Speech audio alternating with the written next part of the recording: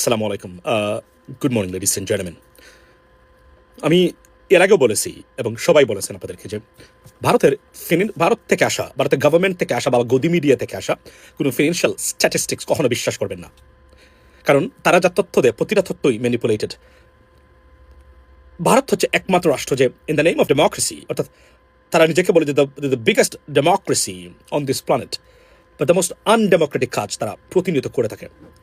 এই তথ্যগুলো চীন এবং রাশিয়ার ক্ষেত্রে অনেক ক্ষেত্রে আমরা দেখি, বা ডিক্টেটরশিপ যত দেশে আছে তারা তথ্যগুলো বা একনায়কতান্ত্রিক ব্যবস্থা তথ্য মানে রাষ্ট্রীয় বা ন্যাশনাল ইনফরমেশন বা স্ট্যাটিস্টিক্স তারা আপনার হোল্ড করে রাখে বা পরিবর্তন করে দেয়, যেটা শেখ হাসিনা করতো আমাদের বিগত সরকারের সময়। ইন্ডিয়া সেই কাজটা করে থাকে এবং এটা বারবার আমি বলেছি যে আমি ইন্ডিয়ার ইকোনমি বা অন্যান্য বিষয়ে আসা খোঁজ রাখার চেষ্টা করি। পৃথিবীর প্রথম শ্রেণীর গণমাধ্যম বা আপনার অর্থনীতি বিষয়ে যারা কথাবার্তা বলে থাকেন তাদের এখান থেকে। এর আগে আমি আপনাকে একদিন আমি পলিটিকো থেকে ইন্ডিয়ার অর্থনীতি বিষয়ে একটা বিষয় আমি আপনাদেরকে নিয়ে আসছিলাম। আজকে আমি ব্লুমবার্গের এই রিপোর্টটা আমি আপনাদের সামনে আনলাম। দেখুন ইন্ডিয়ার অর্থনীতির কি করুণ দশা, অথচ তারা বলছে তাদের জিডিপি নাকি এক্সপেক্টেড 8.2%, এবং এটা নিয়েও বিতর্ক আছে সব জায়গাতে। কেননা যদি জিডিপি ওই আকারে বাড়তে থাকে তাহলে অন্যান্য যতটা এলিমেন্টস আছে in regards to or connected or related to GDP is suppose two B increased, but unfortunately is going to be decreased and decimated, from the financial market. Still yet they're claiming they are the best in terms of financial management. But ব্লুমবার্গের এই রিপোর্টটা থেকে আপনি বুঝতে পারবেন ইন্ডিয়ার অর্থনীতির কি ধরনের করুণ দশা। Ladies and gentleman, listen, India's stock market has delivered a return of negative 2.8%.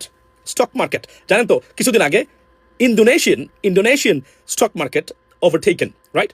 So Indian আপনার কি বলে stock market overtaken by who?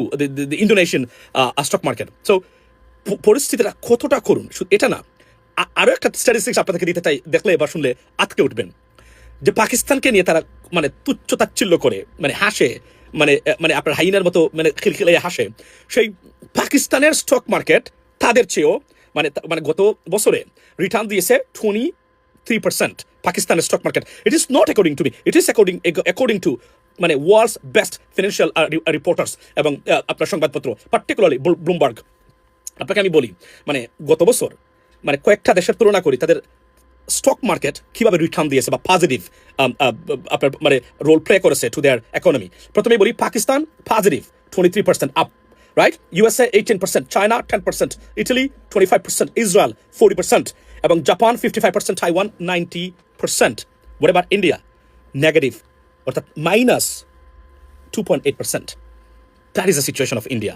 Imagine, এরা বাংলাদেশ দখলে হুমকি দেয়, কল্পনা করতে পারে না তাদের অর্থনৈতিক অবস্থা কোন দিকে যাবে একটু যদি আপনার মধ্যপ্রাচ্যের দেশগুলা, এবং এই যে ট্রাইও যে প্যাক্ট হয়েছে, পার্টিকুলার সাউদি, তুরস্ক, পাকিস্তান, এটা সবচেয়ে বড় ভূমিকা এখানে পালন করতেছে তুরস্ক এবং সৌদি আরবের সাথে, এবং সৌদি আরবের অধীনস্থ কমসে কম 10টা আপনার সরাসরি যারা নিয়ন্ত্রিত গালফ কান্ট্রিজ আছে, একটু যদি ব্যাকে বসে, উইচ ইজ মোস্ট লাইকলি, এবার জন্য আমি প্রেডিক্ট করেছি যেভাবে চলছে অস্থিরতা, দুর্নীতি এবং লুটপাট ভারতীয় অর্থনীতিতে, ভারতের অর্থনীতি মুখ টুবড়ে পড়বে আগামীতেই, unless they have a new government to be honest with you, নির্বাচনের মাধ্যমেই।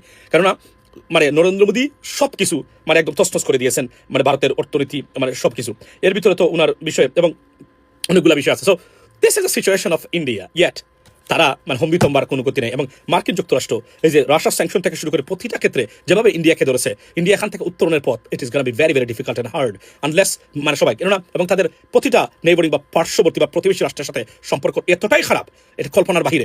বাংলাদেশের মতো একটা দেশকে তারা দুশ্মন বানিয়ে দিয়েছে তাদের এই ব্যর্থ পররাষ্ট্রনীতি বা ডিপ্লোম্যাটিক বা ফরেন পলিসি দিয়ে। এবং এখান থেকে আমি আবার বলছি, আমার যতটুকু as far as my knowledge goes and the way I research, I do not see